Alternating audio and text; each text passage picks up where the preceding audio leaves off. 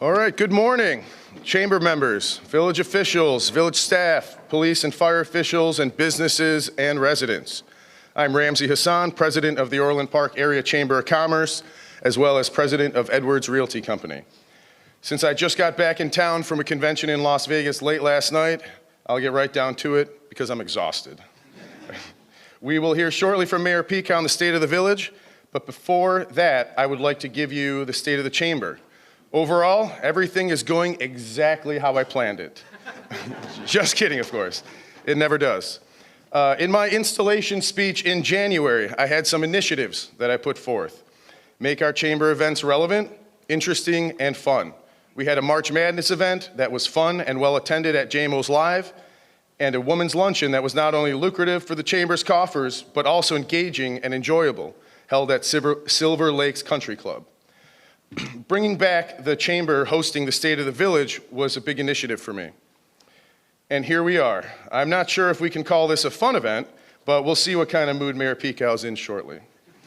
Bringing back the State of the Village was a larger part of resetting and strengthening the relationship between the chamber and the village. I say this all the time, but there's no greater partnership than the one a Chamber of Commerce has with the municipality it serves. So then it brings us to creating a signature event, which was very important to us. We are now on the cusp of hosting, in a few short weeks, Summerfest, in which the village is a premier sponsor. Now let me talk about Summerfest for a little bit. It is Thursday through Sunday, June 15th through 18th at 142nd and LaGrange Road, otherwise known as the Triangle. It's a 4-day extravaganza with Thursday, Kids Night. There's a sensory session for the carnival from 4 p.m. to 5:30. The carnival opens to the public at 5:30 p.m. and goes until 11. We have Market at the Park that Thursday, which is a regular Thursday occurrence. We have a DJ dance party from 8 p.m. to 11, and of course, we've got the bingo tent, 5:30 to 10 p.m. Friday, the carnival's open at 2 p.m. We have our Outdoor Community Expo. This is a multi-chamber event which we are really looking forward to. We have buy-in from all of the surrounding chambers, and we're up to about 40 or so participants, and that is increasing as we speak. Again, bingo tent, and for our live entertainment, it's country night with the headliner Tennessee Whiskey. On Saturday, we have the carnival opening at 2 p.m. again, second day of the Outdoor Community Expo, and of course the bingo tent from 2 to 10, and live music from House of Music, my favorite band, Ramsey and the Loafers, and of course Mike and Joe. Now on Sunday is we have the carnival starting at noon to 9. We have a car show from 3 p.m. to 6 p.m. Now this is a classic car show. We have a Ferrari club coming out. We have a Corvette club. It's going to be really interesting, but what we also are very proud of, we're going to have an Orland Auto Show. We have all of the surrounding dealerships in the area on 159th Street in our community, so why not showcase them within our community, all of their new products that they have to offer. Live music will be rock and roll themed music with the car show, and of course that's Father's Day. So we're looking forward, very much looking forward to this event. I'd be remiss if I didn't address what happened in Tinley Park's Chamber of Commerce's Armed Forces Carnival last weekend. If you've not yet heard, last Saturday about 400 teenagers responded to a call on social media to disrupt the event and cause general chaos, starting fights, running through the crowd, terrorizing families. It was a flash riot with kids mostly coming from outside of the community. We are used to seeing this play out in Chicago with its extremely soft on crime policies, which unfortunately doesn't seem to be changing anytime soon, but we're not used to seeing this here. The Village of Tinley Park decided to cancel the event on Sunday because of what happened Saturday. As I was seeing some of the reports of what was happening, it only reminded me that we truly have one of the best police forces and fire districts in the country. Chief Rossi and Chief Schofield had already been working with the village and the chamber on recognizing a potential threat exactly like what happened and minimizing it. Our event already contemplated a secure perimeter with checkpoints, metal detectors, bag checks, and my dad said if needed, he'd come with his belt. That stings when I say that. In all seriousness, due to these recent events and to ensure the comfort and enjoyment of Summerfest, the Chamber of the Village will implement the youth supervision policy similar to the one currently active at Orland Square Mall at the entrances to Summerfest. No person under the age of 19 will be admitted to Summerfest without being accompanied by an adult 21 years of age or older. The maximum number of attendees under that age of 19 that can be accompanied by an adult is 4. IDs will be checked, wristbands will be given to all patrons for identification purposes. The wristbands will vary in colors and they will change every day. If an unaccompanied minor is refused entry, they will be escorted to a tent near the police staging area until their parent or guardian is notified and comes to pick up the minor. Unfortunately, this is the world we live in now, and in order to successfully put on these events in the communities, we will have to step up security and fill in the gaps where parents are falling short in raising their kids. The Village and Chamber will put out a joint press release shortly on the updated security measures. I would like to take this time to recognize some of the Village officials in attendance, right here. If you could please stand. We got William Healy, trustee. Cynthia Katsinas, round of applause. This is the state of the Village, show them love. Sean Campus. Joni Radikowski, is she here? Well, we're gonna clap anyway.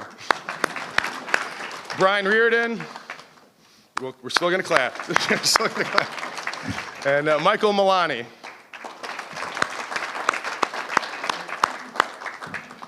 I would also like to take this time to recognize our new interim office manager at the Chamber, Alyssa Blomberg. Where are you at, Alyssa?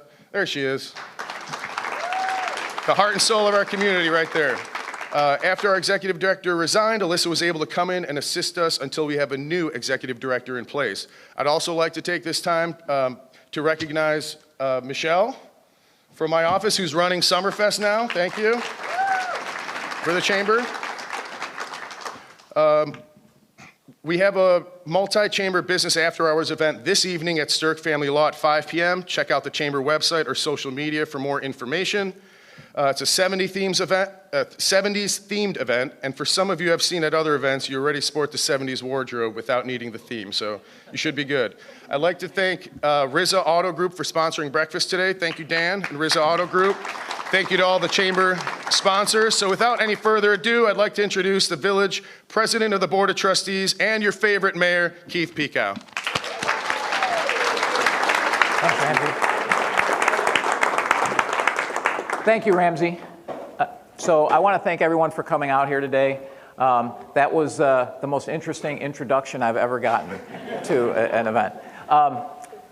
So I want to thank the trustees first. So Trustee Katsinas, Trustee Campus, Trustee Milani, Trustee Healy for being here. Joni Radishevsky is sick, and Brian is out on business, so Brian Reardon. So they apologize for not being able to make it here. I also want to thank all the Village staff that's here today, and for everyone from the Chamber and everyone from the Village of Orland Park for coming today. So this State of the Village will be a little different if you've been to ones before, because it's going to be a little, maybe you might say a little negative to start off with, which I don't really like doing, but I feel like it's important at this point to bring this up to the Village, in the State of the Village. Our staff deals with phone calls almost every day about the robocalls that we've gotten. I deal with it probably 4 times a week. I have to talk to someone about this. Frankly, I'm tired of it. We're all tired of it. So we're going to go through some of that. It's going to be 20 or 30 minutes of maybe some uncomfortable conversation, but we're going to do it one time. So anyone who asks about this in the future, our staff can just say, here, go watch this. Okay? We're doing what we can, but unfortunately, it's something that we're dealing with. So I'm going to give you some background on this, and then you're going to say, well, how does this tie to the robocalls? You'll find out in a minute. But we are waiting as a Village. We're under a defamation lawsuit right now. The Village, myself, Trustee Healy, and also my campaign. Okay? And you go back to when I was elected, April 4th of 2017. Joe Lamargo was hired April 17th by the board, by the previous mayor, before I was ever sworn in. Okay? In September of that year, he was given a 3-year contract by the board. I was the only vote against it. It included a 6-month severance.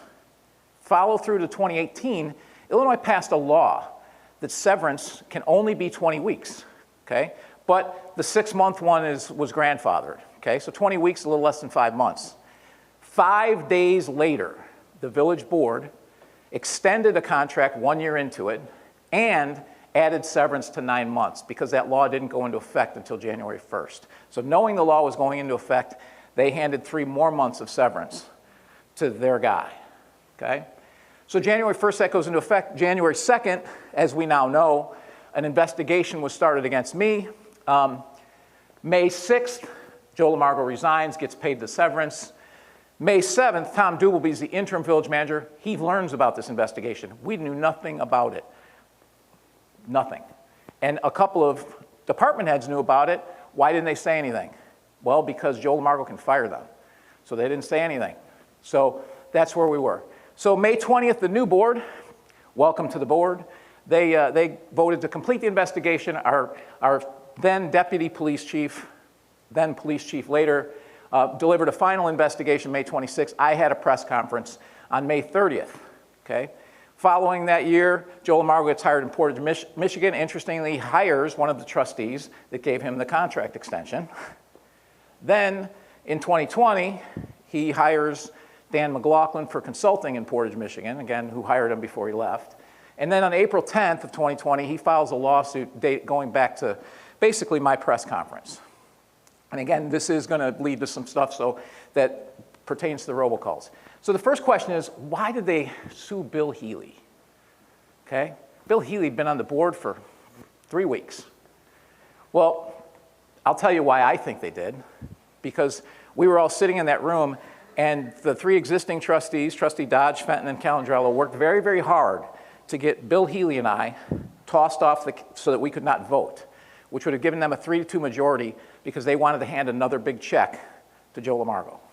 We had to call in a separate law firm to review this. They said we can vote. So then obviously we're in this lawsuit now. So that's why. So what have we learned through this lawsuit? We've learned some stuff. We've learned that the investigation, that it was never authorized by a public vote as required by the Open Meetings Act. We've learned that Joe LaMargo's spending authority was $20,000 and he spent $46,000 without a public vote. We also learned something new, which was that he approved paying Carrie Freiling $10,000 on her departure in violation of village policy. Now, this is all from our depositions and from this lawsuit. But we also learned some interesting things, too, because Mike Carroll stated in deposition that he read an email of mine on the board floor, which he had done. He said he received it via FOIA, is what he said under deposition. The problem was he FOIA'd it 2 months after he read it. So they were basically going through my emails so that they could use it. Now, why is this important, this lawsuit? Because through this lawsuit, Joe LaMargo actually filed an addendum to the lawsuit using this email. Now, I challenge any of you who are quick on your phone, go look at your calendar. Saturday, August 11th, 2017, where I supposedly sent this email, which I never sent. August 11th, 2017 was a Friday. So if you're going to fake an email, you should probably make sure you get the day right. So it's been proven in court that this was fabricated. But they tried to use this to accuse me of doing these robocalls. Joe LaMargo did.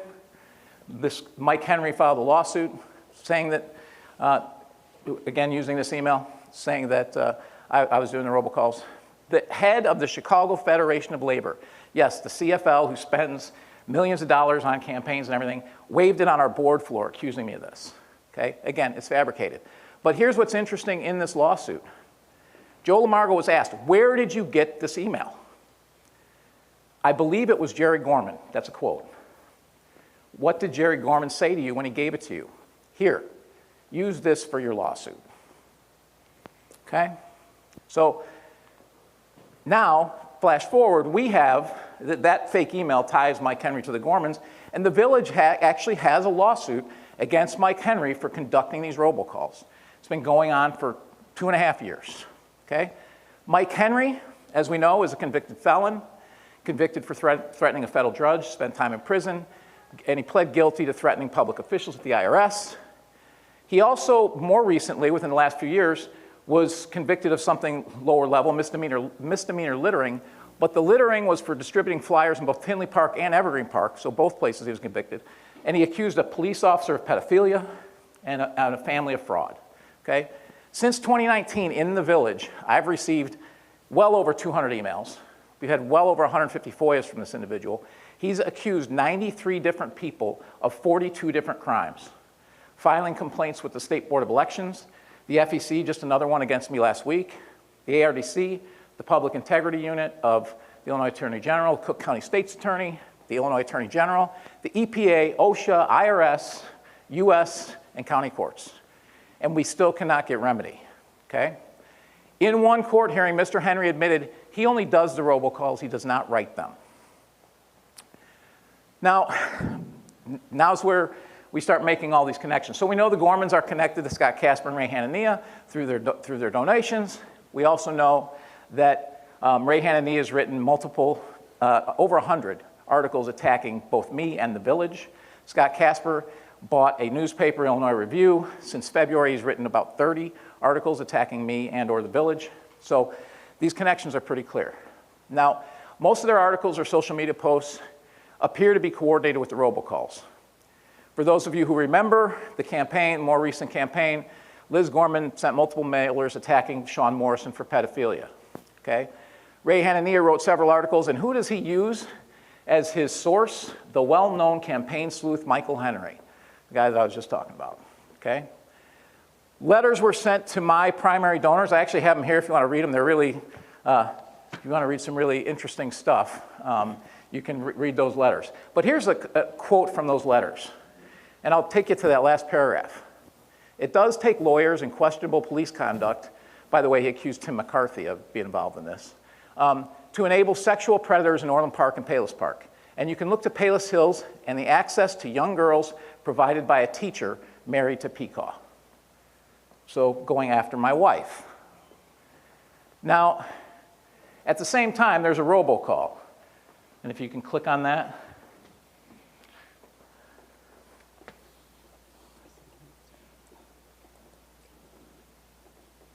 So I'm going to play you some of these robocalls so you can understand where we're coming from. Please research your candidate for Congress and Cook County Commissioner. Please Google the following names and phrases as one search to be informed. Pecaw, Morrison, Martin, pedophile. Read the Sun-Times and Palos Regional articles. Paid for by the Better Government PAC. So those were all happening at the same time. Now these attacks, the problem is these attacks aren't just against us. They've attacked our police department. Scott Casper did a commercial. He accused our police chiefs of hiding data and information. Chief, you've been on the force for how long? 20 years. How long? 20 years. Have we ever changed how we report crime? In 20? Numbers the same way today that we did 25 years So ago. you just heard the chief say we report numbers the same way we did 20 years ago. So in the last month of the primary campaign, again, so I was running against Scott Casper, as you know, so we get this robocall. Cal, why did you say on the radio that your DD-214 was public? Who are the reporters you claim to have given it to? Have a press conference and show all the reporters. Publish the DD-214 on your webpage or give these to reporters at a Trump, Illinois, dozen another dishonest congressman. Paid for by the Better Government PAC. So for those of you who don't know, DD-214 is my military record because they were basically accusing me of not being honorably discharged. So then we had that go on. Then the election happened. As you know, Trustee Katsinas defeated Liz Gorman 62-38. Sean Morrison beat her as well. I beat Scott Casper here in Orland Township 74-5. So 6 days later, we get this robocall. About Keith Pecaw and Cindy, his sidekick. Is Cindy still married to Chris? 12 members have confirmed that Keith Pecaw claimed he had to finger Cindy to get her to run. So how does Chris feel about Keith fingering Cindy? And on the Crystal Tree front, the caddies are all talking about Pecaw first demanding they call Pecaw Mr. Mayor. Now he's demanding that they call him Congressman Pecaw. So in order to please Pecaw, Cindy needed to be finger to run for office? How would you like to be Betty Pecaw? Paid for by the Cleanup Orland PAC. So, and again, the reason that I'm playing all these is because thousands of people in Orland Park are getting these robocalls, okay? So go to the first week of July, and then we get this robocall. No bid Orland Park contract worth $100,000 a year. Mayor Pekau blocked an attempt to bring the Cook County Commissioner's office back to an Orland Park resident who cares about Orland Park. Pekau chose to support pedophile protector Sean Morrison. Pekau doesn't care about local services for Orland Park. Pekau threw out the Secretary of State's office. Pekau blocked access to Orland Park for the Cook County Commissioner's office. Morrison has been in office for 7 years and can't get funding from the county for 143rd Street. Can't get major repairs to Southwest Highway, it still floods, and can't get money for Wolf Road. Instead, Morrison demands his brother-in-law get paid $100,000 of Orland taxpayer dollars and delivers nothing. Time to vote for Dan Calandrello to get a Cook County Commissioner from Orland Park who cares about Orland Park. This is the result of the Pedophiles Over Politics Party led by Pekau, the real name for the People Over Politics office. Paid for by the End Orland Corruption PAC. So we see more and more of these things constantly. So then we get FOIAs. We get FOIAs from Ray Hanania. He FOIAs payments to Nabia and writes articles attacking her. He again goes after my wife. Obviously, the village is not making any payments to my wife. It's all very uncomfortable for all of us. And the reason that he does it is because, and Scott Casper, same thing, going after my business, going after our police reports. Again, they think that the people here are corrupt like the people they hang around with. We are not. And so, of course, they get nothing. So the recent election, there's more attacks, more robocalls. They attacked Ramsey, our chamber president. They attacked Eric Vates, who's the head of Mazda. Multiple attacks from Hanania and this Illinois Review, and more robocalls, this time against our local businesses. And mind you, there's been about 100 of these that we have on tape. These are just a handful. Public corruption with the Assad family in donations to the Congress running tens of thousands of dollars. Pekau and the 6 flunkies give Hassan and Edwards Realty Group $1 million of Orland Park taxpayer money. Pekau, the biggest crook in Cook County. Hassan family and legal donations, and the taxpayers get screwed. Call the FBI on the Hassans, Edwards, and Pekau and get your money back. Call the FBI at 708-349-0005. Call the U.S. Attorney at 312-353-5300. Demand that Hassans and Pekau be investigated and charged for kickbacks and corruption. Paid for by the Indict Corrupt Orland Park Officials PAC. So we get that now going after the Hassan family. Then they attack my family in the most recent election. Keith Pekau, the failure, the broken man. Keith Pekau's stepdaughter despises him and moved away as soon as possible. Keith Pekau's children hate him so much that when he ran for Congress and lost, they refused to show up and didn't even bother to attend his scheduled victory dinner. Look how the TV-only Betty showed up as he lost. His children didn't care. Keith Pekau, whose own children hate him and ignore his rants, all move thousands of miles away so he isn't involved in their lives. Keith Pekau failed as a father and failed in a run for Congress. Doesn't it make you proud, Orland Park, that your leader is a man his children hate? Paid for by the Truth in Politics PAC. So you thought, well, okay, the election's over, this is going to end. Well, not so much. So we get articles from Ray Hanania, from the Illinois Review, attacking, and they attack, who do they attack? They attack Rich Miller. Who knows? I know you guys know Rich Miller. Rich Miller he handles our evidence, he handles our lockup, he also handles Leo, our service dog. And he's there in a picture, and they're saying that they're impersonating police officers because they're wearing the police logo. Chief, is this not the logo of the police department? Are those not their uniforms for the Emergency Services Disaster Agency? They are uniforms. So they're wearing uniforms. By the way, they also accused the chief in a robocall of being a criminal because of allowing them to wear these uniforms and impersonate officers. So these are the things that we got after the election. So it's not just an election, right? This is going to continue to go on. Also, we've gotten FOIAs since that time. You notice the FOIAs are similar to the articles. They want to know everything about Rich Miller, his home address, and his phone number, anything that happens. Kerry Freiling, and you go back to Mike Henry again doing the same thing. Payments and dates of service to Eric Vates. Village payments made to Edwards Realty. That's the stuff that we see going on and on. This is in the last 3 weeks. We've gotten these calls. There was another one yesterday too, by the way. But go ahead and click on the first one. And these are the last of the calls. So we're almost done with this, but I think it's important that people understand what's going on. With steamed windows 3 months ago? Sure didn't look like Betty. Does Betty have a blonde wig? Honestly, they have hotels for that. Keith, get a room.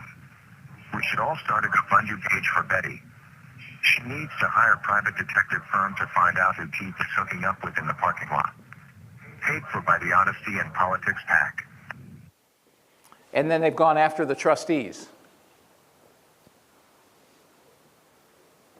The vile, repulsive, crooked Mayor Pekau is now attacking Orland firefighters and Chicago firefighters in his latest abuse of public resource. Followed by Cindy Katsinas, we all know how she got her job and pays for it with Pekau.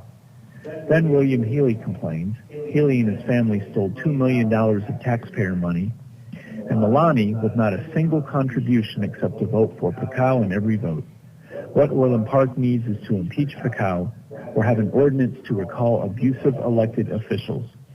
Pekau's double dealings, Katsinas, who is paid to play with Pekau, and the crooked Healy crime family need to resign or be recalled. Orland Park doesn't deserve this group of self-dealing psychopath criminals, paid for by the Orland Park Recall PAC. And these three were just reelected, by the way. And then lastly, they've gone after Orland Park businesses. This was just 2 weeks ago. Orland Park for voting against tyranny and the vile scum Keith Pekau, Cindy Katsinas, and Sean Morrison. Now remember to vote with your pocketbook.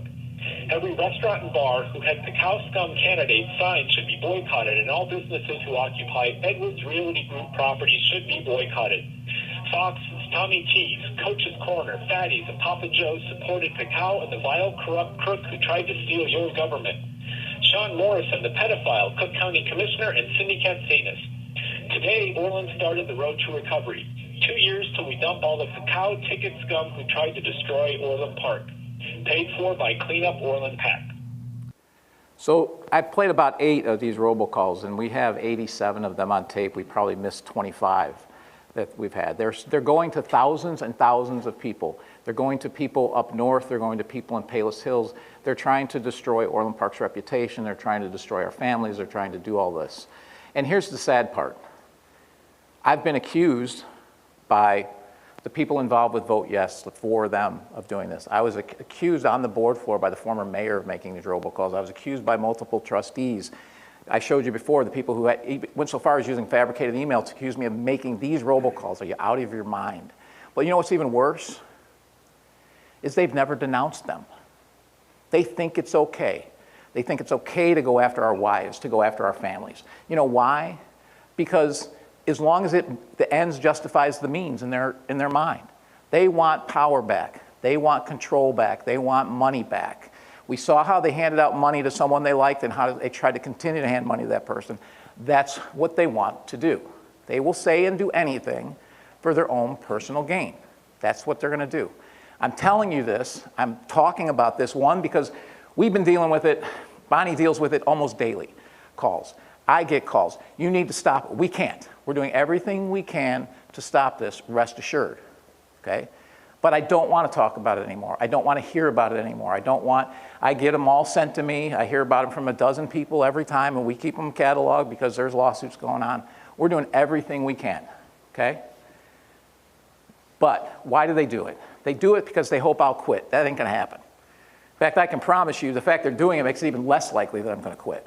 Okay? They do it hoping that trustees won't quit. They do it so that good people won't step up to run, and we heard it time and time again. They don't want to run because they don't want to be subject to one of these calls. Good people need to step up and run. And you know what? Ultimately, the businesses and voters, you guys get to make this decision. You need to make sure that you don't let people like this in, right? We need to keep good people here, and you're very fortunate we have good people. But my wife said something, and some of you have heard this. She said something to me a few weeks ago, because obviously she's pretty upset by all this stuff. I look at all the attacks on her, right? She said, 10 years from now, are you going to remember any of these people? The Scott Caspers, the Ray Hananias, the Gormans, the Mike Henry. Are you going to remember any of them? You're not. They're not going to mean anything. What are you going to remember? I'm going to remember that we named a field after the Schofields, two great people, and both, Sandburg grads, one hailing from Orland Park, right?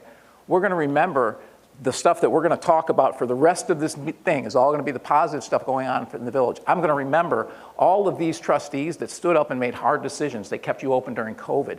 They did all of those good things. Personally, I'm going to remember my granddaughter being born a couple weeks ago.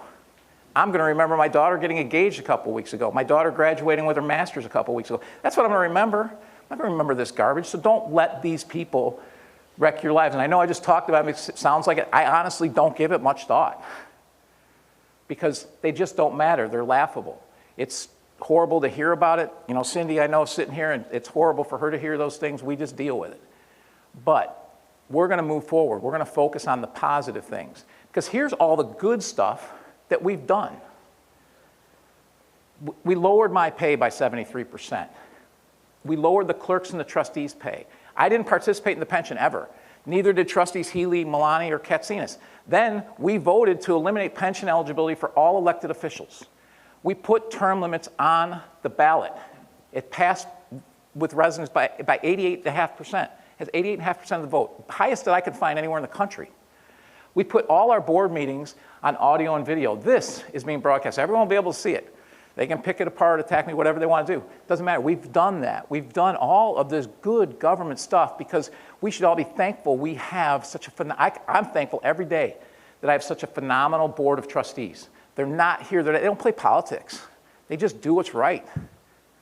They never once do I hear, I'll vote for this if that. You got to give me this. That's what happened before. It doesn't happen anymore. We have really good people, and we have a great staff led by George, all of our department heads, all of our staff.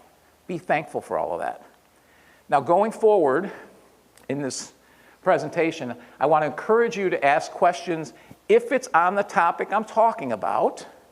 If not, I'll answer questions at the end. Okay, so we're not going to jump forward. I might get to your questions and your answers. So raise your hand. I'll be happy to interrupt and give you that. And again, sorry for the bit of a downer, but I think a lot of you hear about it. You talk about it. You ask me questions about it. You got to hear it. That's what goes on. So what have we done here in Orland Park? We've invested in our infrastructure.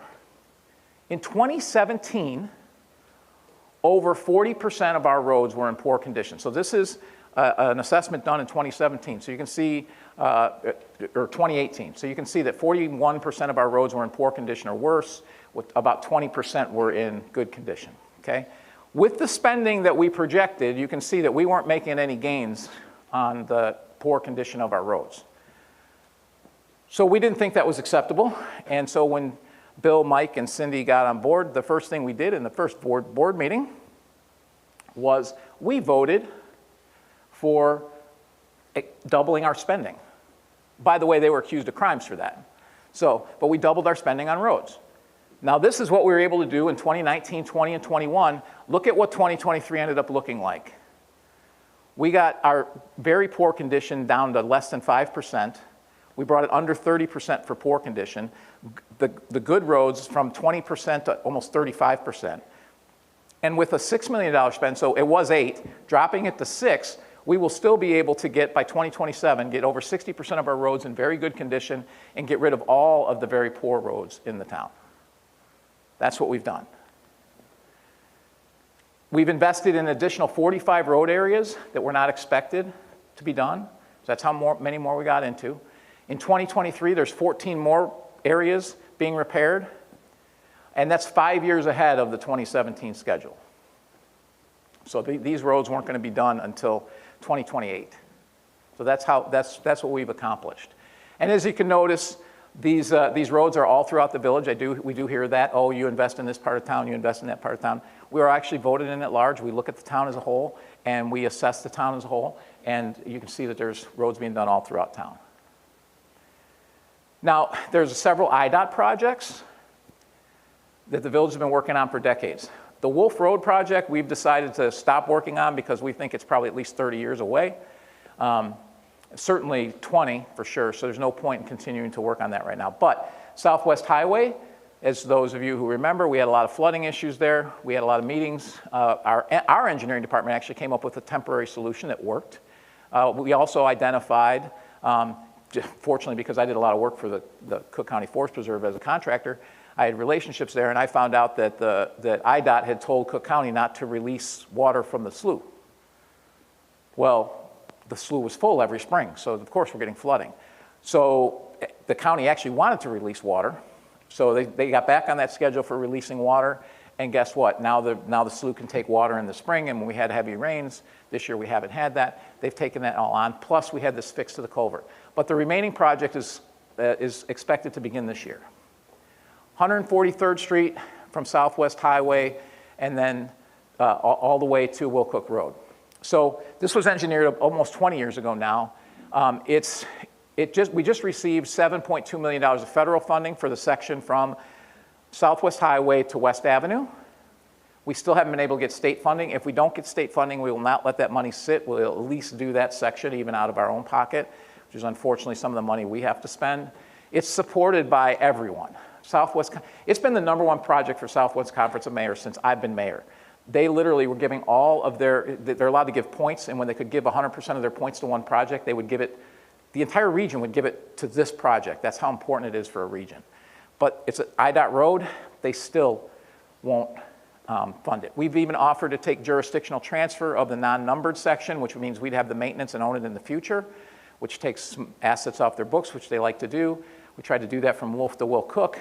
We still haven't gotten it. So we continue to try to do that, but we will get the Southwest Highway to West Avenue portion done in the next 4 or 5 years it should be done. So other projects in the region, obviously you got bridges over Cal Sag, you got Wolf Road and I-80 going on, 167th Street bike path and 104th Street bike path. I ride by the 104th bike path and it's been ongoing. So looking forward to that being done so I don't have to ride on the street. And those connect to the grasslands. So it allows us to get to some of the nicer paths that we have. Then if you look at our parks, okay, and you'll see we talk a lot about infrastructure. Why? Because that's really what you can't do this. You can't fix parks, you can't fix roads. That's what government's here for. So if you look back to 2007, we were refurbishing one park every other year on average. We have 66 parks, 132 years to get to all of our parks. Obviously, that doesn't work. I don't think anyone thinks a park's gonna last 132 years. So this is what we were doing. We said, hey, this doesn't work.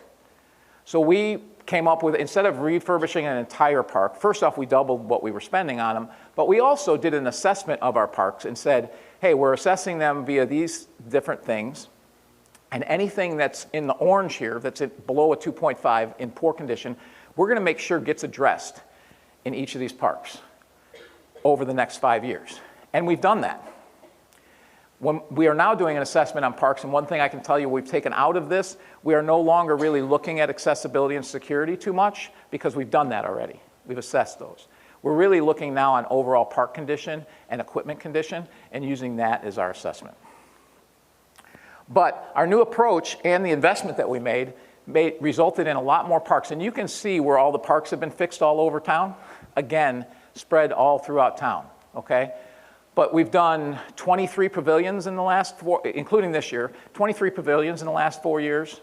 Major park renovations, we've got 22, plus John Humphrey, plus Centennial Park West, plus Schuchler Park, so that's 25. Basketball courts, 23 of them resurfaced. Tennis and pickleball courts, 17. Bocce ball courts, 8 of those. Volleyball courts, so you can see how much work we've done in our parks that, as opposed to just doing one whole park, fixing the areas that need to get fixed and not touching things that are in pretty good shape. It's allowed us to use our dollars much more effectively. So this is very exciting, Schuchler Park. This is where the green fields you see there are gonna be turf, and that will be basically where the football teams will practice in the fall, and then soccer, lacrosse, and any other field sport can use those the rest of the year, okay? The field turf, one, it can be used in the rain and they're not gonna tear up the fields, and anyone who knows anything about football knows it tears up fields. It's a shame that it's literally taken 50 years to have a dedicated area for our football program to practice. but you will actually have that. And that's what's going to be named the Michael Schofield III Sports Complex, that area right there. Those should be ready for play next spring. We were hoping for the fall, but it's not going to work out. Our prices would have went way up too high if we would have jammed the schedule that tight. So next fall, they will be able to play there. And it also fixes all the flooding issues. So half the money being spent over here is actually stormwater related, because anyone who knows, this is a very low-lying area. It was a volunteer. This was built by volunteers. It was donated. Mel Dugan, who was a trustee at the time, actually convinced the then mayor, who was a Schuessler, which is why it's named Schuessler Park, got the developer for the first time to give land for a park. And then volunteers went out and laid the sod, laid the fields, and laid all that. So it wasn't engineered, so there's flooding issues. Of course, they gave the worst property to build on. So that's what, and so part of this project is expanding the lake, dredging the lake, also putting storage for water underneath the fields so we don't have those flooding conditions. So this is going to be phenomenal for the kids in town and for that area as well. Centennial Park West. Now, how many of you have been out to a concert at Centennial Park West? So a lot of you have. So same grounds, same walkway up to the west there, which is near the top of the screen, except it'll be expanded. And what you see there is you're going to see a permanent stage being built there. There's a seating area of concrete. We can put seats there if we want to. We can rope it off. But then the lawn seating area, and to put this in perspective, right about where you see the G is where the current big hill is at. Because when they built the site, they cut it in half for some reason, because they built this for outdoor concerts.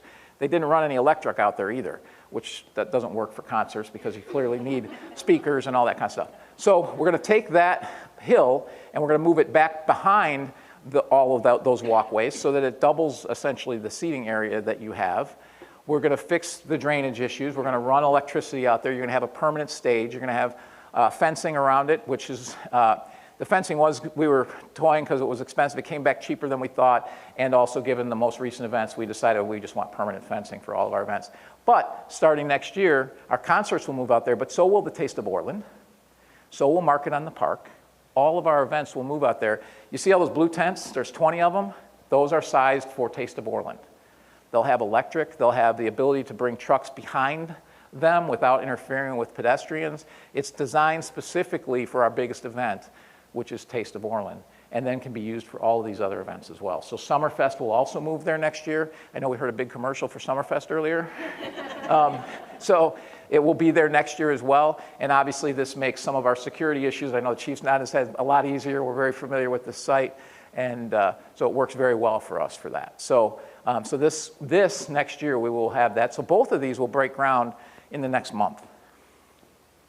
So something else you've heard me talk about, how many of you live near the water project and have had your roads torn up? And anybody?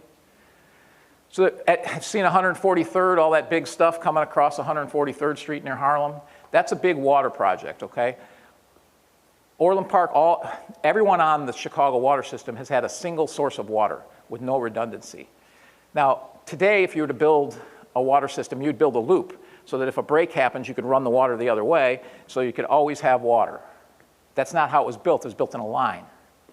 So we only have one source. If there was a break under the CalSag, for example, we could literally lose water for 4, 5, 6 days. People would die. This is not an exaggeration. People would die.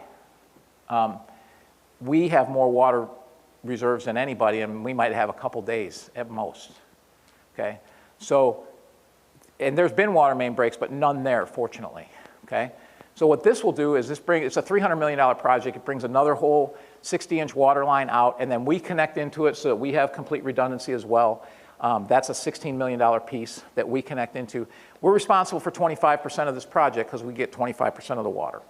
But it's going to raise our water bills. We've already talked about how much that's going to be. Probably about 14 or 15 bucks a bill is what you're looking at. But it's going to provide water redundancy. So if we do have those water main breaks, you're still going to get water. So this was kind of a no-brainer. It was approved before I ever even got into office, but it was a no-brainer to do. All of these towns are signed on to it, and we've been working on this together. So this is pretty important for the region. I still haven't seen any questions. Must be covering stuff good. Economic development, stuff that's really important to all of us, all of you in the chamber in particular. So we instituted several economic development programs to help businesses. So we have non-traditional retail sales tax sharing. So if somebody's like a distributor and they collect sales tax, it's kind of non-traditional to try and draw them into town. Backfill vacant restaurant incentives. This incentive has been very, very, very successful. You think of Chuck Lager going in. You think of, there's a taco place, can't remember the name of it, on Harlem. What's that? Los Camales. Los Camales, yeah, I saw it yesterday. You've got Rainbow Cone going in over there, Juicy Seafood. So we've been very successful with that particular restaurant, that incentive. Baracos, and we don't incentivize businesses to move, but Baracos didn't move. They actually opened a second location. So they moved into the Traverso site. So those are all places that worked. New hotel incentive, we see a hotel going up. We've got another one that's potentially proposed. We've got a commercial impact fee. We've got advanced manufacturing, property tax incentives as well, and a large business property tax cap that we've also instituted to try and bring these businesses in. In spite of COVID-19, these are some of the things we've brought in. Chuck Lager. At the Toys R Us site, we put 4 businesses in there, or 5 now. BJ's Brewhouse recently opening up. Hamada, Opa, Pete's Fresh Market is coming in 2024. X-Golf, Bell Tire, Wild Fork, PJ Superstore, Steinhoffels is coming next year. We've got medical, a lot of medical, 43rd in Orland Square, 43 Orland Square, 82 Orland Square. These projects have taken a while, but if you think of the old 2 Robert Morris buildings, there's 2 separate groups going in there, medical. Silver Cross as well going in, and I see Scott Paddock here from Silver Cross. Hampton Inn's going in. You guys have probably seen that. Looks beautiful. It'll be nice when it's all completed, but that's going to open soon. We've had a lot of auto expansions, BMW, Lincoln, Tesla came in as well. And we've had residential too. Sertoma, Villas of Cobblestone, Villas of Tallgrass, Orland Ridge, Waterford Point has started up. This is through COVID-19. We're still seeing an increase. As we all know, Cook County, Illinois, and the state of Illinois are seeing an exfil of people. Not here. We're still seeing some people coming in. So all really positive stuff. And we formed this interstate alliance for the I-80 corridor with Mokena and Tinley Park. And we haven't seen anything yet, but we do get noticed. We do get asked to submit our properties so people know it's out there, which they didn't really know before. This is going to be a long haul because, frankly, the state is our biggest impediment when it comes to bringing those types of businesses in. But we've done that. So I'm going to play about a 5-minute video here that we put together for this alliance.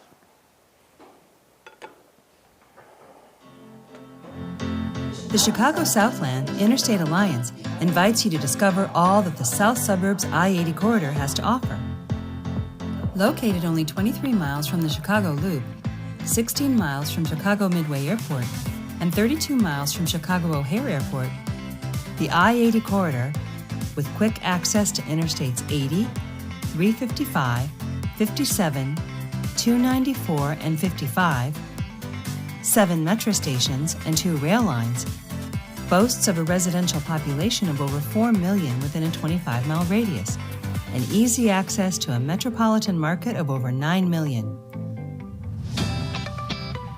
Located in Chicago's southwest suburbs, the Chicago Southland Interstate Alliance I-80 corridor caters to every business demographic, making the communities an ideal business and residential location. The corridor's zoning is flexible for a variety of uses such as corporate campuses, office, research, advanced manufacturing, retail, entertainment, and dining options. Surrounded by the lush greenery of the region's 20,000 acres of forest preserves, parks, open space, biking trails, and recreational facilities, the communities are home to exceptional schools, great neighborhoods, and business-friendly tax structures. The Alliance is comprised of the villages of Orland Park, Mokena, and Tinley Park, working together with businesses to promote the 5-mile corridor adjacent to the 3 communities.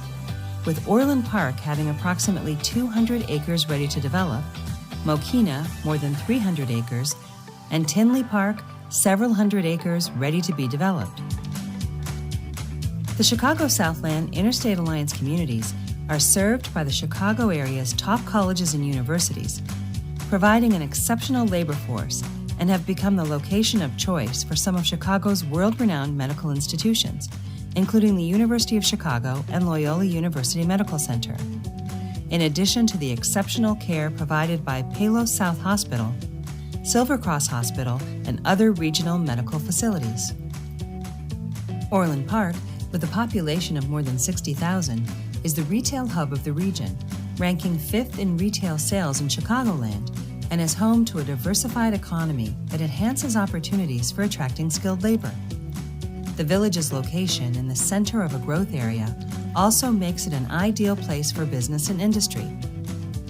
Mokena, with a population of more than 20,000, is known for its outstanding schools, plentiful recreation opportunities, diverse economy, and a reputation for consistently having some of the lowest property and sales tax rates in the area. Mokena offers an innovative economic incentive for business development and no local utility taxes on electricity and natural gas. Tinley Park, with a population of more than 57,000, is known throughout the region for its Hollywood Casino Amphitheater, the Tinley Park Convention Center, and a wide array of retail and dining options. Boasting a healthy and diverse business environment, Tinley Park has one of the strongest and most stable economic climates. Notable companies that call the Interstate 80 corridor home include Panduit, a world-class engineering and manufacturing firm that provides innovative networking and electrical solutions. Ozinga, the fourth-generation family business that provides concrete, bulk materials, and energy solutions. Provisor, a wholly owned subsidiary of CC Industries, was formed in 2009 to help global food processors gain a competitive advantage by using the latest technology, application innovation, and service to grow the global supply of safe, nutritious, and affordable food. The Horton Group, an insurance, employee benefits, and risk advisory firm with international facilities around the globe, and the ATP Group, Inc., an employee-owned publishing company that develops training materials for career and technical education, industrial training, and apprenticeship programs. The proven successful leadership of the Chicago Southland Interstate Alliance communities provide great opportunities for business growth and expansion. These communities are known throughout the Midwest for being fiscally responsible, having low crime rates, and being the perfect places to live, work, and raise families.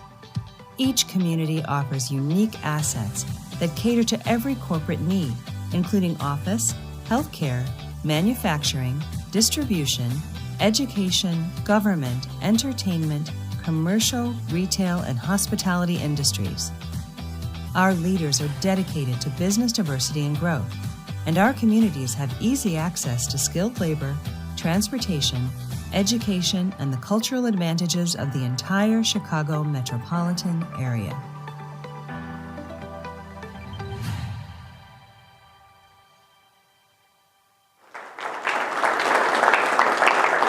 Now, as you can probably see, that's a couple years old because a couple of those businesses moved out of those locations, but this is an example of the cooperation between Tinley Park and Mokena and Orland Park.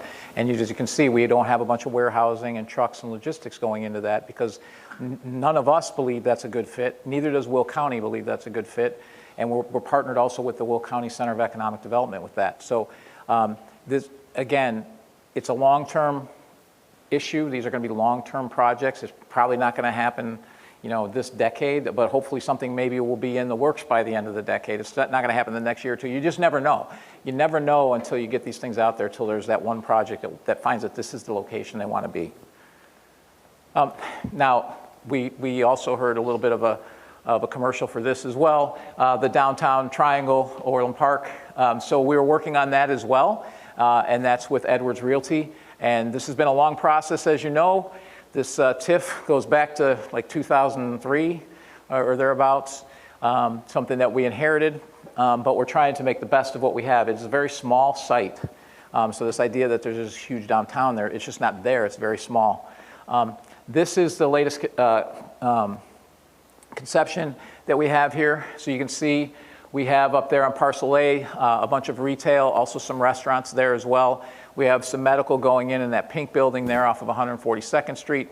The kind of 3 rectangular buildings that are stacked together in what is now Crescent Park would be entertainment, as well as there's a brew pub, I think, potentially in that underground area underneath the parking garage, and move the park so you can see that everything circulates around the park as opposed to have the park isolated.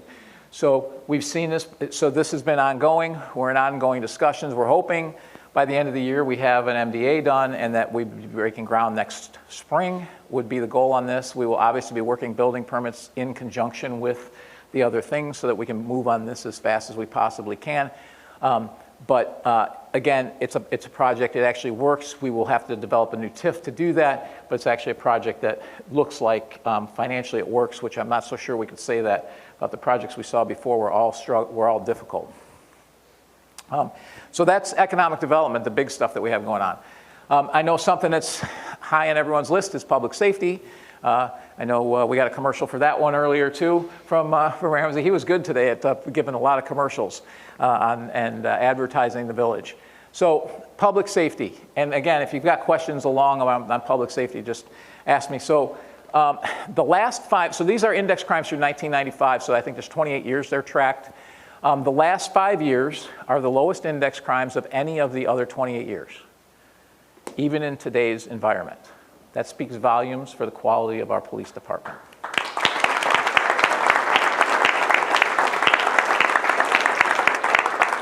Index crimes, people ask, what are index crimes? Here's the index crimes: homicide, rape, robbery, theft, burglary, aggravated assault, crimes against people and property, basically. You can see in 2016 it was 1367, in 2022 it was 807. I'm going to go back one. You can see it dipped a little lower than this. Those were COVID years, maybe a little artificially low, but you can still see how well we're doing overall. So index crimes are down. Now, with that said, car thefts are up. They continue to be problematic. Unlike what you may have heard through some commercials that we've had 5 carjackings a month and all of that. That's just simply not true. That would be a violent crime. We're going to talk about that in a minute. But motor vehicle thefts, I think all but 2 or 3 of these, people left their keys in the car. So it's not like the old days where they hotwired. They just lift the handle, get in, hit the start button, and drive off. So it's very preventable. So lock your keys up, follow your 9 o'clock routine that we constantly put on social media to make sure that your car is locked up, your garage is locked up, because that's exactly what happens.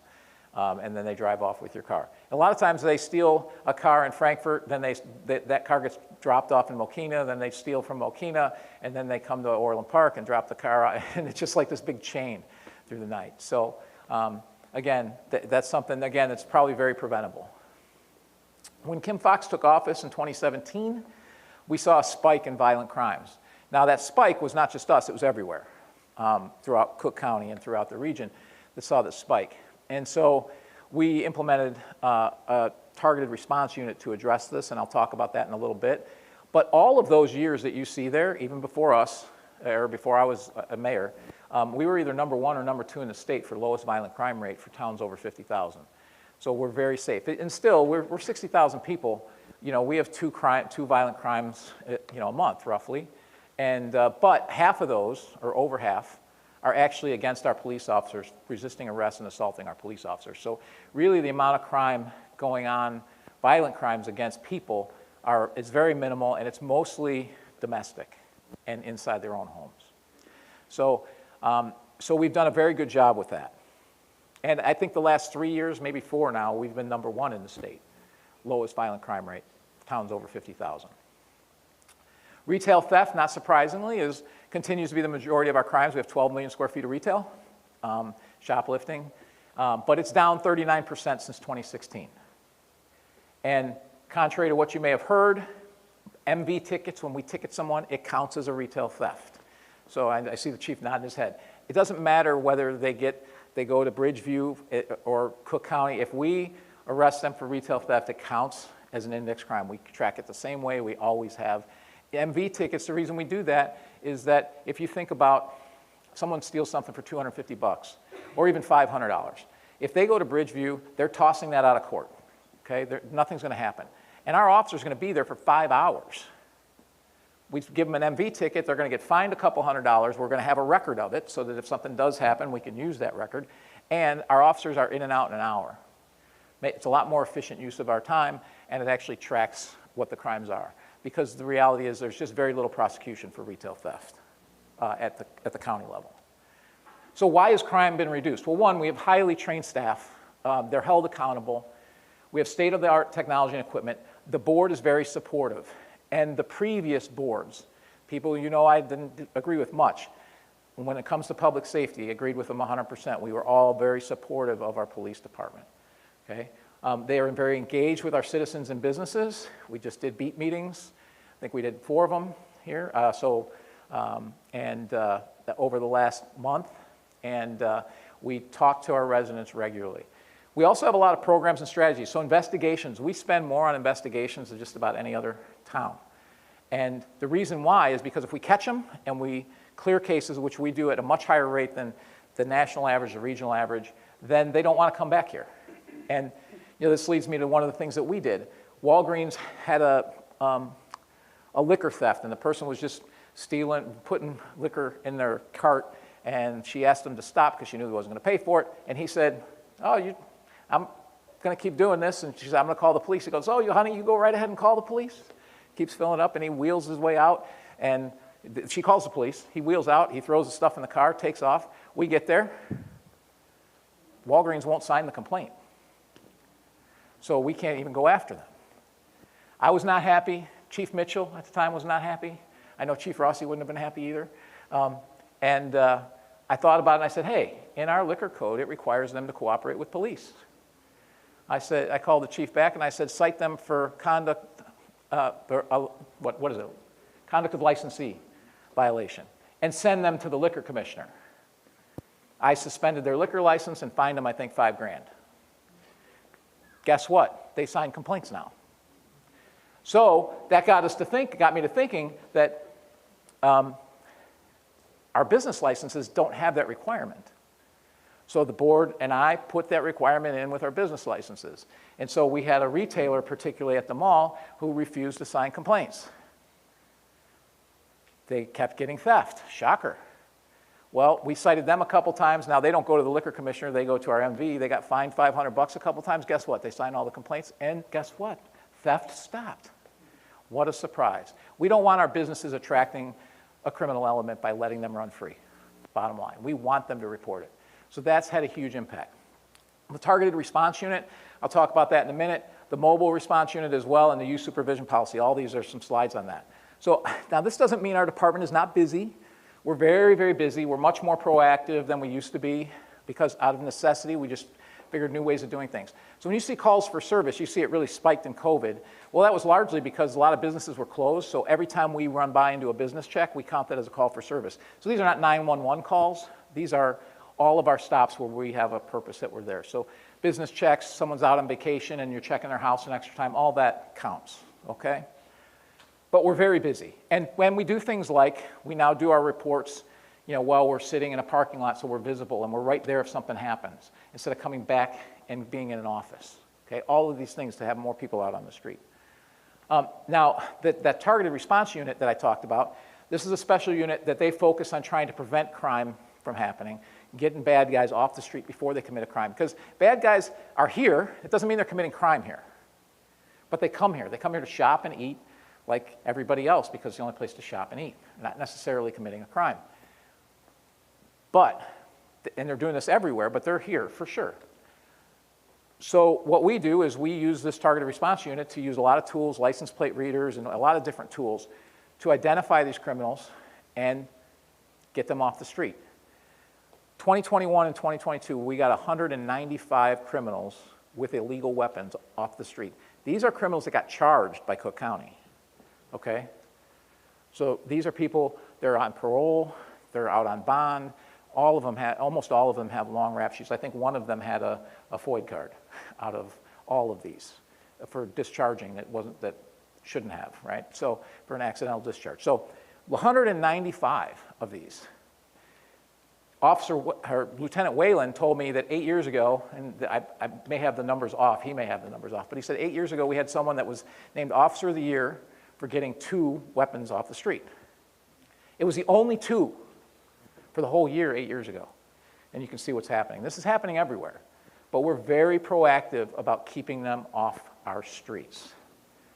That's why our crime is down, is because we do this. Also, the mobile response unit. We got a mental health grant, some of you have heard me talk about. 3 years of funding for permanent, for hiring people to basically be full-time mental health professionals. And what people don't realize is we're the only, police department's the only ones that can involuntarily commit someone. And when they do that, it takes them off the street for a long time. So now if we get to something that's nonviolent, we are able to call these mental health professionals and let them take over and leave the scene, which keeps our officers on the street. The other benefit, this is, for most of these people, this is the worst day of their entire life, this mental health crisis they're having. And if we can keep them out of the criminal justice system and get the help they need, that's much better for most of these people, right? So our involuntary committals are down 38% since that time. Of course, like anything, if the federal government funds it for 3 years and it works, they stop funding it. They just keep throwing money at stuff that doesn't work. So we actually had to find funding, and we did for the next few years when that grant ran out. But you can see the impact it's had on our involuntary committals. Orland Square Mall comes up a lot, right? Youth supervision policy went in a little over 2 years ago. I think since that time, March of 2021, there's been 1 retail theft during youth supervision hours, and that was an adult. Those were our highest retail theft times, gone to 1. You can see how many people that they're giving wristbands to, so they're coming with their parents, and how many people they're ejecting. Okay, so that number is still high, so you have to continue to enforce it. It's not going to go away. If you stop enforcing it, they'll be right back in there. So you can see we're, 2022, over 1,000 a month that we're turning away on Fridays and Saturdays because they don't have parents with them. It's made Orland Park a better place to shop. I've heard it repeatedly. I see Kathy nodding her head. They hear it from their tenants all the time that this is great. So it's been great. The mall's top 1% of all malls in the country, and as far as traffic, their dwell time of a shopper is up 5%, and their sales are up, and my understanding is they had the second best COVID recovery in their whole portfolio at Orland Square. So, doing well. We hear about safety at the mall all the time. Those of you who have been here before have seen me talk about this, but I will continue to talk about this. These stats were here before I got here, but we didn't really see them that much. We subscribe to CrimeCast. It tracks crime around all areas, but malls as well. And it has a 3-mile radius and a 6-mile radius is what it looks at for crimes. 100 is the national average. Anything lower than 100 means you have, 55% of the national average. Okay? You can see that Orland Square, within 3 miles, is about half of the national average. It's better than Oak Brook, it's better than Woodfield. If you look at 6 miles, it's way better than Oak Brook and Woodfield. I hear all the time, I shop at Oak Brook because it's safer. It's not. Okay, first off, there's crime everywhere. But secondly, the stats show that Orland Square is a very safe mall, so people should feel very comfortable shopping there. We also have a constant presence there. It's probably the safest place you can be if there's actually an incident, because we're there like right now, because we always have someone there. So this heat map is within 6 miles, and it shows you anything in the green is less than average, yellow gets above average, you get into the peach, it's starting to get even higher. And you can see centered on Orland Square Mall, Orland Park, Lamont, Payless Park, Mokina, pretty safe. I think we all know that. We all know if we get further towards Joliet, you're going to see crimes going up. We all know if we get out towards Oak Forest and further east, crime's going up. We know that, right? If we get up towards Payless Hills in that area, we start to see it gets a little more city-like, so there's a little bit more crime, per capita kind of thing. So that's basically what it's showing. It's showing you what we already know, but Orland Park is very safe. Also, this gives you an idea of the letters of appreciation that we get from residents for things that we've done, like helping them change a tire or being there, in some cases, saving their husband's life, because usually we get there before the fire department, and we are actually the ones doing the life-saving measures when we get there. So that's just an idea of some of the stuff. And you see a lot of it in COVID. People were home. They were calling a lot more. So And it bears out, we were named the number 1 safest city in Illinois in 2020. In 2021, we were named the 8th safest small city, so those are cities under 100,000 in all of the US. So which is pretty good considering we have all of this retail, 12 million square feet of retail. So now we're going to talk a little bit about our finances, and then that's the last section. Oh, we got a question? Oh, I was just going to ask, how many police officers are on patrol at any given time? Chief? So for the day shift hours from 7 in the morning till 3 o'clock in the afternoon, our minimum numbers that we have on the street are 9 officers. We have supervisors. Then we also have detectives. We also have detectives that are in the police station. We have administration that's in there, so there are a lot of officers. During the afternoon shift, from 3 o'clock in the afternoon until 11 o'clock at night, we have a minimum of 10, plus supervisors, additional 2 supervisors, and we also have detectives that are working those hours. And then on the midnight shift from 11 o'clock at night until 7 o'clock in the morning, we have 8 officers and a supervisor. And that's the minimum. Right. Sometimes you may have 13 officers, depending on vacations and time off. Eric, what was the question? So the question was, how many officers do we have minimum on staff at a given time? So those were the various shifts. And the other things we should point out is that, like during youth supervision hours, we have more officers on staff because we have part-time officers at the mall that support that youth supervision program. So we have a lot of officers available. You made a point about 189 guns off the street or something like that. What I always hear is Kim Foxx just lets them all out. How did you manage to do that? Well, we didn't say she was keeping them behind bars. So the question was, we hear about Kim Foxx letting all these 189. Oh, though most of these people are let right back out. If you've seen my press releases, they let one person out who, I think one of our officers said the worst guy he's ever seen in his time on the job. He was on parole, a federal parole for attempted murder, and I think for armed robbery. And this was like his 3rd strike, too. So, I mean, he hit a long history. And the Cook County judge let him out for, I think it was $5,000. So, no, it was $2,500. So it's $250. He was going to be able to walk out the door. Fortunately, that happened on Saturday. He didn't post bail. And on Monday morning, we got a hold of the feds, and the feds put a hold on him. And then he went back to, I made a big public stink about it, actually. It went back to the Cook County system. And then the new judge held him without bail, which is what should have happened in the first time. But we have a lot of these incidents where we have to make it public that are so egregious. But most of them get let right back out. So that's the problem. And most of them are out when we get them. Thank you. So finance. So some of you have seen this left-hand chart before. When I arrived in 2017, I was shocked because we were projecting having no operating reserves, being minus 8%. In 2023, which is this year. That's what was projected. And I asked how long we knew this back since 2012. What actions were we taking to fix it? Nothing. Like, okay, that's not good. So we took a lot of actions.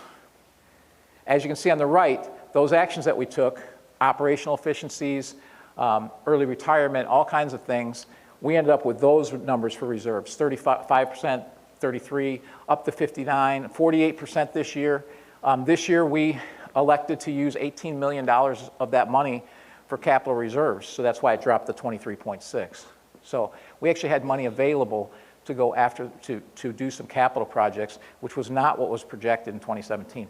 That's a testimony to all the hard work the board has done, all the hard work staff did to really become much more efficient. So again, to make this happen, we improved efficiency, we eliminated waste. Our debt during this time also went down. About $24 million in total. So we restructured debt. We did better investments, a lot of investments in our IT. We outsourced things that should have been. We insourced things that shouldn't have been outsourced. We reduced our staff, reorganized departments. We just did a lot of efficiency-related things. But we face a lot of challenges, okay? State and federal unfunded mandates. So body cams, unfunded mandate from the state. The paid time off for a lot of our park employees, seasonal park employees, unfunded mandate. There's a whole litany of things. You as businesses also deal with this. Revenue diversions from the state, which we're going to talk about. Future state budget crisis. The only reason they're not in a budget crisis is because of all the COVID money. As you can see, have you probably heard, there's $1.1 million in Medicaid funding for migrants when they were expecting it to be, I think, 100 million or something like that. So it's already $1 billion shortfall there. So there's all kinds of shortfalls already going on. Disparity of state and federal funding, you're going to see that as well. Pension costs. Tier 2 went into effect in 2011, which lowered our pension costs, it made them by about 40%. There's already talk of trying to peel the Tier 2 back and putting these people back, the people that were hired since 2011, back on the old pension system, which is what got us broke in the first place. So stay tuned for what could happen there. We also, as a village, we have a backlog of capital improvements. So not only do you see all those operational issues, we had a lot of capital projects. You saw the roads, you saw the parks. We just weren't investing enough, and so things have gotten run down. Plus, the pool was built in 1993. You know, Civic Center in the Village Hall built around 1990. All these things need to be repaired, and they weren't, right? So the Public Works facility, just everything's coming due at the same time. Plus, we have some future capital improvements that I'm going to talk about. Obviously, inflation's an issue for all of us. A looming recession could be as well. So those are all things that we face. So how we've been shortchanged. So the state, there's a fund called the LGDF, which is 1969 when they instituted income tax, they agreed to share 10% to municipalities on a per capita basis. In 2011, they lowered that to 6%. When that temporary tax in 2011 came off the books, it started to go back up. It went up to 8%. Then they permanently reduced it to 6%. And I think it was in Pritzker's first year in office. So to give you an idea of the shortfall, and the reason why it's less in 15 and 16 is because that's when it went up to 8%. That's how much we've been shorted over what we used to get from 69 to 2010, basically. So we've been shorted $45.7 million, okay? ARPA, which was the relief fund for the federal government, there was a formula for entitlement communities, which we are one because we're bigger than 50,000. And this formula, the state average, so the 1,250 communities got $136 a person. The other communities went through this formula. Well, the formula came up with Oak Park gets $746 a person, Chicago $695 a person. Orland Park was the lowest funded community in the state at 86. They've pretty much put a number on it. The people of Chicago are 8 times more valuable than the people of Orland Park in their mind. So that's what they've said. So we got shortchanged. If we'd have just got the state average, we would have gotten $3 million more in that funding. And also to put it in perspective, Oak Park's 52,000 people, we're 58,000. Population was one of the big drivers. They got $38 million, and we got 5. So, additionally, we've inherited a lot of capital issues from some bad decisions, to be honest.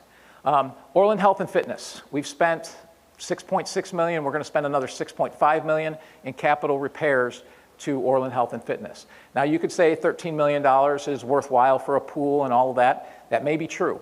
The problem was we didn't know. We didn't do any due diligence. We had no idea that it was going to cost $13 million. We just said, oh, we're going to take it, and then we'll deal with the problems later. It was not an informed decision. So I could argue either way that we didn't need it. I could also say, well, at least we got something for it. Tinley Creek. We have a project that's going to cost us at least $4 million, maybe closer to 5. 2014, MWRD gave us a project, gave us money to fix a problem with Tinley Creek. The problem is we needed to get easements. The then administration did not want to get easements from those homeowners because you had to have challenging conversations, and they didn't want to have those conversations. Well, now those homeowners have gone up from whatever it was, 40 to 60 or 70 that we have to deal with now because the problem got bigger. And MWRD won't give us more money.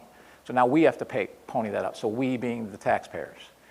Triangle, we've lost $31 million to date on the Triangle. What have we gotten in return? 296 apartment buildings, which we fronted $64 million of the money for, by the way. I can tell you right now, we can build apartments anytime we want in the village of Orland Park. Everyone is coming to us wanting to build apartments, so that made no sense. University of Chicago Medical Center, great to be here. They were coming here anyways. So we really got nothing for that $31 million we are in the hole. Okay, LaGrange Landscaping, $18 million for the landscaping and hardscaping on LaGrange Road is what the village paid. Now, we can argue that beautification is important. I would argue that $18 million worth was probably not money well spent. Boley Farm, we acquired Boley Farm back in the early 2000s, never repaired anything. We have $2.5 million of repair work, and that's just to take 5 buildings, that's just repairing 2 buildings. We're getting rid of the rest of them. A lot of legacy costs that were left for us to deal with. Here's the big one that just blows me away. You've heard about the rebates, and they went away. Some of you have seen this chart before. Every year we did a rebate, rebates in blue, we took out debt. We borrowed money to give you a check in March, right before the election. They were buying your vote, plain and simple, $150 check costing you $225 because it's $18 million in interest. That's $57 million right there, that decision. Now, we get to what does this all mean? Our current capital improvement program, and we've pared it down, we've looked at, these are things we need to do. $198 million through 2027.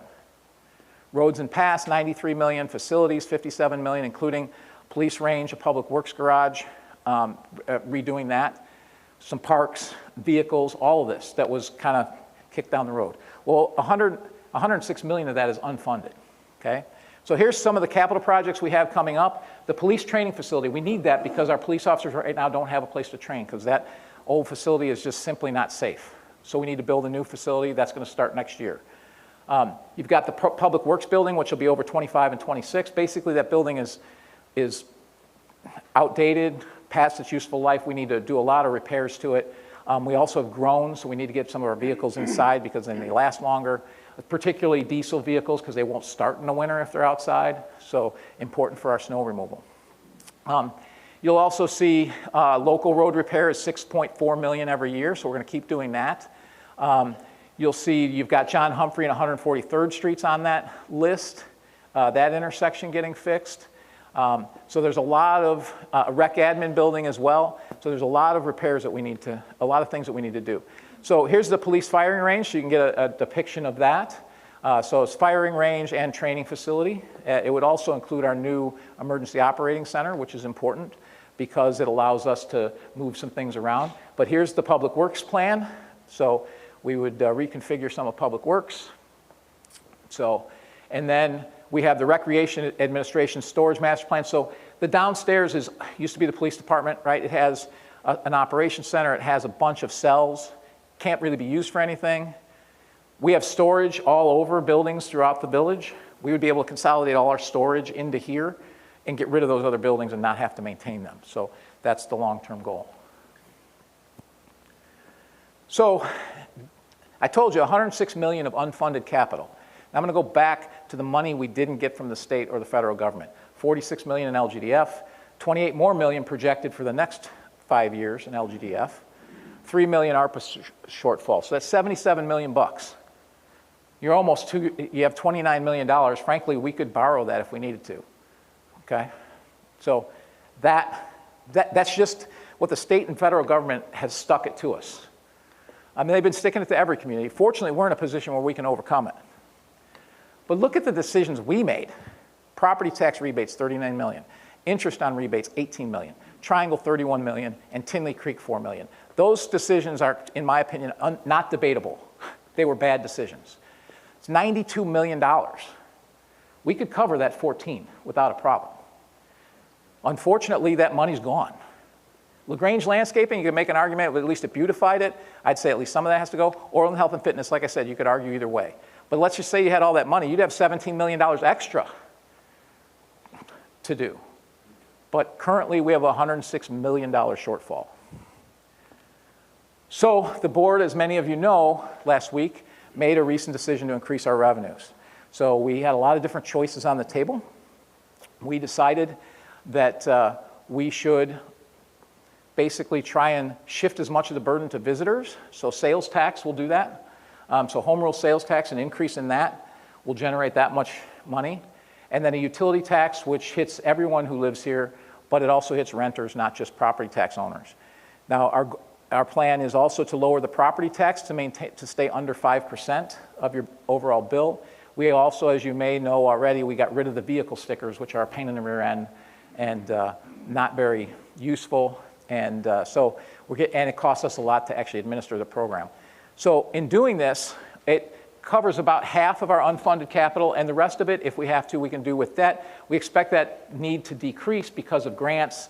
We're hopeful that we'll get some restoration of LGDF because it's the #1 priority for every mayor in the state. We've all been working on it together.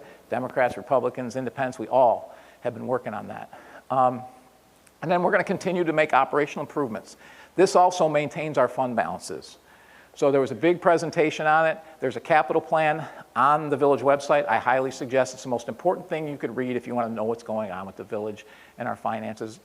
This is a culmination of 6 years of decisions, getting information, making fact-based choices. This was the final decision in that process that will put us in a path, hopefully by 2030, we'll be in a pay-as-you-go mode where we're not going to have to worry about doing debt anymore, and we'll be able to continue this. And all of our capital needs will be met, so our capital needs will go down because we will have caught up on our buildings, our roads, our parks. So Orland Park was 6.6% of the tax bill in 2022. In 2017, it was 6.8. Our goal is to get it under 5 as with these other taxes. So again, lowering the ownership, property owners' responsibilities. We're a small portion of the tax bill, but still whatever we can do there. As a result, we'll get a police training facility, help us make sure you stay safe. We're going to update our public works garage and revamp our vehicle fleet. We obviously are going to have the water redundancy project we talked about. Our local roads will be best in class. We will, basically the projects that were deferred previously, our sidewalks, roads, and buildings will be all caught up. ADA compliance will be all caught up. Our major park upgrades, we've already done John Humphrey, Centennial West, Schuschler Park, Dugan Park has an upgrade in there. John Humphrey has another upgrade in that plan as well for the southern part of it. We'll be self-sufficient. We'll be less reliant on the state, which is probably a good place to be. And like I said, positioned to move us to a pay-as-you-go model. So in the end, we've got a lot, we've made huge strides in our infrastructure. You see economic development, over 650 businesses in the last 6 years. Our public safety, I don't think anyone can question that. We have the best department in the state, bar none. And you should all be proud of that. And then our finances, we have done everything we can. And no one wants to do what we had to do the other day, but we have to be adults as well and say, hey, these are our capital needs, our choices, let the roads crumble, or pay for them and get them fixed. And so we think we want to continue to stay a nice, a great subdivision, and I think that's why we made the decisions we did. Unfortunately, we can't unwind the decisions that were made in the previous 15 years. I know this has been long, and apologize for starting off with the kind of the negatives, but the village, like I said, we need to focus on all the positives. For the next 2 years, you're going to hear the negatives. It's not going to stop. There was a call yesterday. There was an article yesterday. It's going to continue every week. Just ignore it. Focus on all the great things that are happening in Orland Park and support our businesses.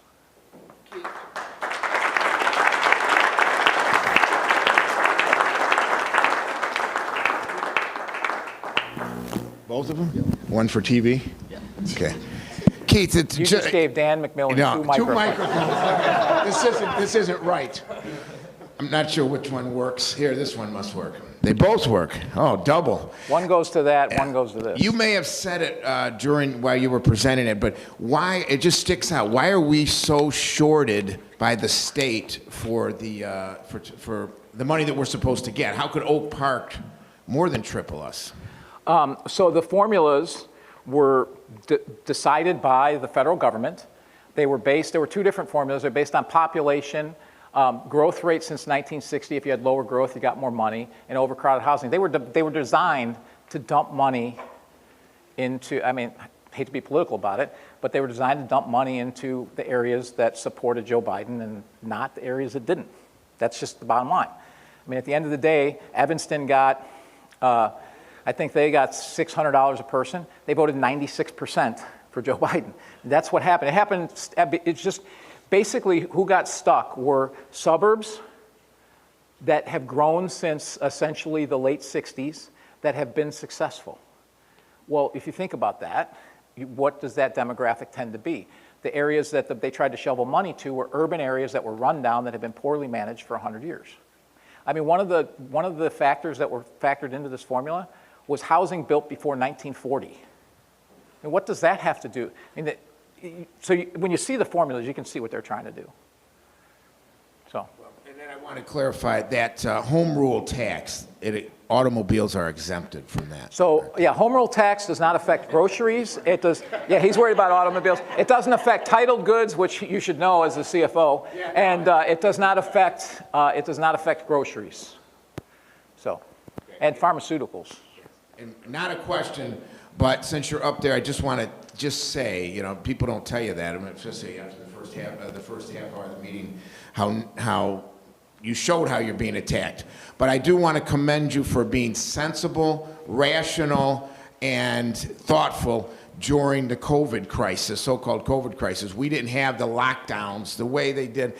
And you took a lot of heat for it. I was even up some of the northern suburbs. I remember one time I went into a store and told them I was from Orland Park, and they said, "Oh, you guys have that crazy mayor." And I said, well, it's, we're proud of him, and we're happy to have that crazy mayor because he kept our restaurants alive. And they were not, you know, they could operate without the threat of being shut down. So I just want to, can we have a hand for Mayor Pekow for that? Because he did handle that very well. So thank you, Keith.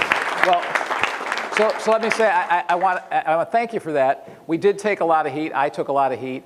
But there are a couple things. One is, anyone who goes back, and you can go back and look at those videos, they were fact-based decisions based on the facts that we had. This was not something we just guessed at. We were using facts. And we were talking, people don't realize this, I was talking to doctors, I was talking to epidemiologists, but they couldn't go public with the things they knew because they lose their insurance, they lose their malpractice, they put themselves at risk. So we were using a lot of information, we were talking to other mayors. But Orland Park, let's face it, we're not Payless Park, right? Payless Park could quietly leave everything open. No one would notice. Orland Park can't do that. We're too big. We're way too big. So we had to let the business community know. But it wasn't just me. Look at this board. Bill, Mike, and Cindy, we took a number of 4-3 votes. They voted 2. Any one of them votes a different direction, you're not open. So they took those votes. And then when Sean, Joni, and Brian came on, they took those votes too. They took those hard votes. They took those shots as well. But keep this in mind. We voted. We discussed it publicly on video and voted. The state legislature never voted. They never held the governor accountable. That was our biggest beef. If you go back, we kept saying they need to hold, and had they done that and then done something as a state legislature, we would have been in a different position. Our hands may have been tied because if the legislature acts. So we did it the right way. We did it the way we're supposed to do it, following the Constitution and following the law. Also, too, Dan, I agree with you about what the mayor has accomplished so productively and efficiently going through the COVID days. But also, I want to congratulate the mayor and his team right here for all that you've done over the years, especially the last few years, because every time I drive on LaGrange Road, there's new businesses opening up. And we have a really diverse restaurant group now. We've got several Middle Eastern, Asian, Polish. I mean, this is a place to stay, to shop, to take your family out to movies, and I can't wait till Ramsey develops the Triangle because it's going to be even more of a greater place to live. And you got Pete's Fresh Market going in the heart of Orland Park there, and I've been shopping at Pete's Fresh Market for several years in Willowbrook on Route 83 and Plainfield Road, and I was so excited to see it here because if you go to Pete's Fresh Market, the best grocery store I've ever been in, they have food from around the world and several different brands. And what you're doing with the parks is amazing, and this is really a destination city now because of you and your team, Mayor, and I'm confident that it's going to be totally safe continuing forward because of the great police chief we have moving forward. But I'm excited to see over the last 40 years what has happened in Orland Park, especially under your lead, and so it's really exciting, and we talk about at the Chamber how really great this city is growing, and it's focused also on parks and family. I mean, I'm just excited about what all you had to say. So thank you for everything, and thank you to your team for everything you're doing. Well, thank you very much. And I promise you I did not plant them in here. And what I will comment on is it's the team, right? It's the board. It's the board supporting us. It's our staff. When you think about our staff, okay, remember I said we had an early retirement program? Well, who's the longest tenured department head, as a department head, in this whole village? It might be George now. It's probably George, hired in October of 2019, right before COVID. Everyone else, every other department head is new. Now, some of them are internal promotions, but every other leader in this village is new. Think about taking your top 15 or 20, because it's the second person down too, so probably your top 20 leaders in an organization of 300 people. Think about the challenge of that. So the board, George, all of the department heads, and all of the staff that have helped that happen, it's transformed the village. Everyone was panicking when this was happening. I said, hey, listen, it's a challenge. It's an opportunity to make change and make this a great place to be and bring in these new ideas, and that's exactly what we did. So it really is the team that did this. What other questions? Chief, have we announced your re-election campaign yet? We're not talking about that right now, but I'm planning on running again. I'll leave it at that. My daughter from Park Ridge told me to watch TV you were on. She said how lucky you are to have such a wonderful mayor. Well, thank you. I appreciate it. I'm glad I don't get called to get on TV too much anymore. I did get called to get on TV the other night, though, after the Tinley thing. They wanted to know what we're doing differently. And as Ramsey pointed out, we're not doing anything differently. We already had a plan. We planned differently than Tinley Park did. They planned however they wanted to plan. We planned differently from the beginning. That probably the only thing that we added to what Ramsey laid out was the youth supervision policy. Everything else was already in place. So we were already, our chief was already well, on top of that and said, this is what if we want to keep this place safe, we got to be worried about what's happening in Chicago. That was way before what happened in Tinley Park. Any other questions? I must have talked long enough to run you out of time. I'm sure there's no other questions. You got me here. Nothing. Great. Well, I must have covered all the issues. Thank you so much for coming. I want to again reiterate my thanks to our board for all the great work that they do, for George and all of our department heads and all of our staff for all the fantastic work that they do, and for all the businesses in this community supporting the village, all of the people that are here that support those businesses and support the village. We all really appreciate it. I think we have, we're a model for the whole country to follow in good government. And, I'm proud to be your mayor. I grew up here. I think it's it's a fantastic community. I raised my kids here, and we want to keep it that way for a long way to come. So thank you again very much. Appreciate it.